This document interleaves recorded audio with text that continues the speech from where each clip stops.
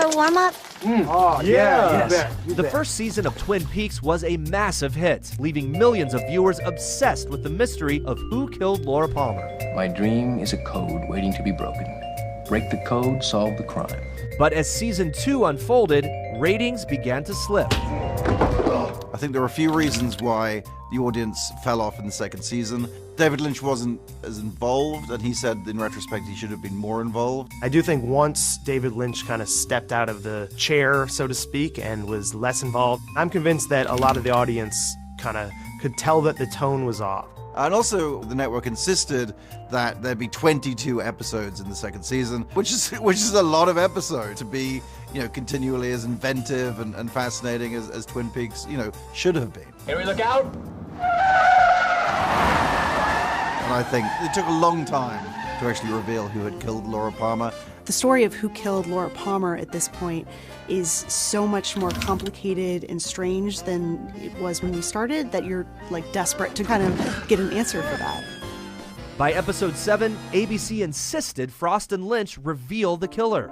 So the big answer to the question, who killed Laura Palmer, is that it's this demonic entity called Bob, and basically he has been possessing her father, Leland Palmer. And it's kind of a really dark, twisted reveal. Bob is this terrifying character who starts to pop up in dreams and hallucinations. Going all the way back to season 1 is when we first see these images of Bob. And is first sort of hallucinated by Laura Palmer's mother.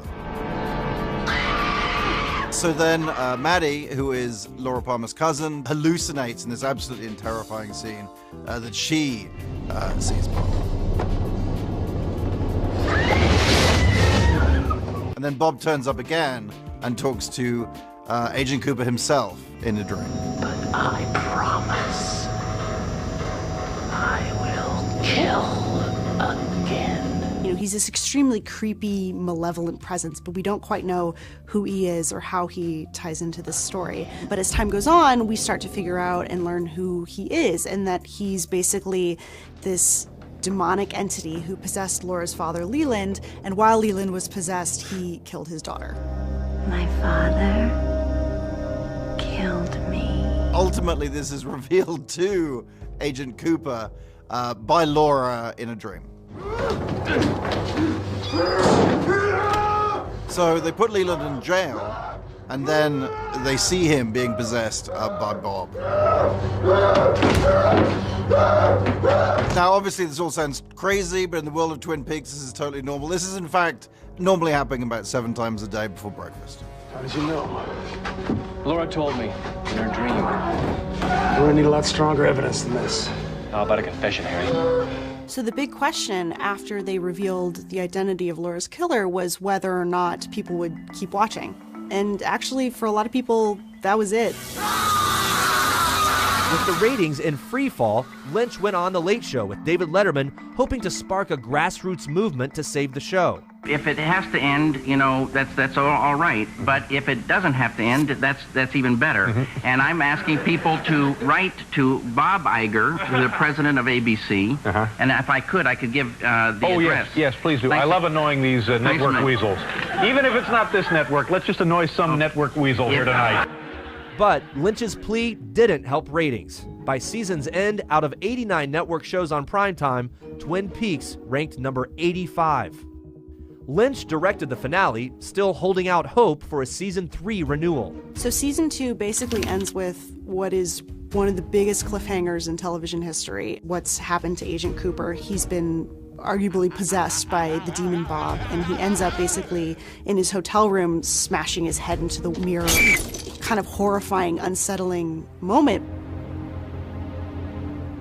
because Cooper for so long has been so stoic and, brave and on top of things, that to see him possessed and not in, full control of himself is really, really horrifying. How's Annie? How's Annie? Despite the dramatic cliffhanger, How's Annie? The show was canceled in the summer of 1991.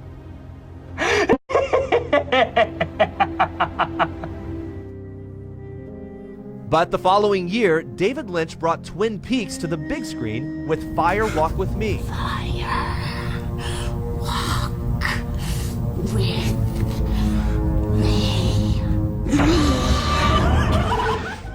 So with Twin Peaks Fire Walk with Me, a lot of true fans were expecting to finally get the answer to what happened to Cooper, but instead it was more of a prequel. It kind of followed the last few days of Laura Palmer's life before her death. Laura! Don't! Come on! Lynch had talked about hopefully doing more films and kind of checking back in on Twin Peaks and kind of exploring some different parts of this universe. The film was never that much of a box office hit, so any sequels never really got off the ground. But over time, a cult following has continued to grow around the offbeat franchise. Twin Peaks has such a rabid fan base. It's such a bizarre, quirky little show that it inspires a passion in a way that very few other shows do. And for years now, there have been rumors that it would return. I'll see you again in 25 years. So I had heard, the whole, the tweeting and the things. I've heard all of it, nothing official. For years. Yeah. We meet occasionally and have a cup of coffee, and he would say, no, I'm not doing it. And his daughter Jem would say he'll never do it. Then, on October 6, 2014, David Lynch sent shockwaves through the Twin Peaks universe. The reboot was real. When it was first announced, it blew up the internet. I mean, people were they couldn't believe that 25 years after the show had originally aired that we were going to be returning to Twin Peaks again. I was at a friend's house and somebody said it's like online, people saying he's doing it. Before I freaked out, I wrote him an email. I said, I'm not believing any of this until you confirm that this is or is not happening. And when he said it was, I literally screamed in the middle of a restaurant, ran out the door. People thought I was crazy, but I was ecstatic. I mean, in my little mind, I could do Twin Peaks again and live happily ever after. I was with Cheryl Lee, actually. We were going to go and do the Twin Peaks Festival in the United Kingdom, and she was in the car going to the airport, and David called her and said, hey, look, I think this is going to happen. And then she was like, holy shit, I'm going to see Dana in London right now. Can I tell him? And he was like, yeah, tell Dana. And I just couldn't believe it. I was shocked. So David reached out to me and just said he had something very important to talk with me about, but he couldn't do it over the phone, so he wanted to meet, and he told me what he was planning, that he and Mark had found a way back, and would I be involved? And of course, it took me a few days to think about it. No, I said immediately, absolutely. I said, I'm in. Of course I'm in. Twin Peaks Season 3 will run 18 episodes and is scheduled to premiere May 21st, 2017 on Showtime. The story picks up 25 years after the murder of Laura Palmer. 25 years later, back in the same space, and some things have changed, but a lot, I don't give it away, but a lot hasn't changed. A lot is still steady the way it was, and still I think the way the fans would like it. They don't want it all over the place, I don't think. It's like, take me back to where we left off. Now we get to come back more grown up, with a level of wisdom that we didn't have. And for me, so much appreciation, because just the idea to revisit it again as a grown-up woman, it's kind of a dream come true. It's been a number of years, and so we're all different. And so you obviously bring those world experiences with you into the creation of the character. So Cooper is similar, but there's also, there's some, things as you would imagine after that many years, anyone is going to be slightly different. So I bring all that with me. I just still feel so blessed to know this group of people and to be able to work with this group of actors, and obviously the director and everyone else involved in the show. It's the people, it's David who sets the tone, and what is so cool is that we got to do this so long ago, and that we get to do this again now, and that she said 25 years later, so it's just really cool. This is a cliffhanger that's 25 years old and something that we thought we would never really get the resolution to. And so to have all of these main players back again and in this world with, David Lynch and Mark Frost on board, that's pretty exciting. It's kind of amazing that the show is returning. I believe that the fan base of the show was responsible in a large part to the return, and I'm hoping that they're going to be happy with what we've done.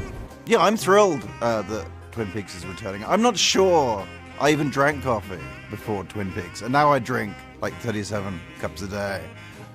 So basically, as long as Agent Cooper says his most famous line from the show, then it'll be fine by me. Damn good coffee. And hot.